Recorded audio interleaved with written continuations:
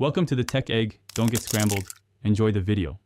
In this video, I will show how to program Ford F350 garage door opener easy guide. Press and hold the desired home link button until the indicator light begins to flash, then release. Next, press your handheld garage remote near the mirror while holding the same home link button until the vehicle indicator changes speed or color. If the opener uses rolling code technology, you will also press the motor unit learn button to complete programming.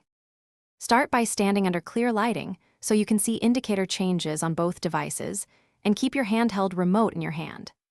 After pushing the garage motor learn button, head back to the truck quickly and press the home link button you chose for 2 to 3 seconds, then release. If the door moves, test the button a few times to make sure it consistently opens and closes, and that the indicator shows a solid or slow flash. If you are enjoying this guide, please subscribe and like the video. It really helps the channel grow.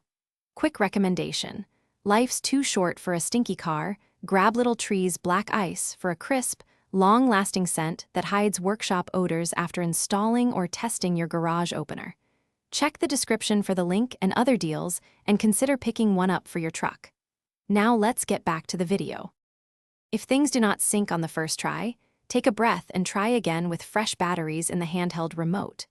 Make sure you press the garage motor learn button only once, and then immediately return to the truck to press home link within the allowed time window. If you still have trouble, try clearing all home link codes and reprogramming from scratch, and check the vehicle manual for fuse or model-specific tips before calling for professional help. Thanks for watching. Consider subscribing if I helped unscramble your problems.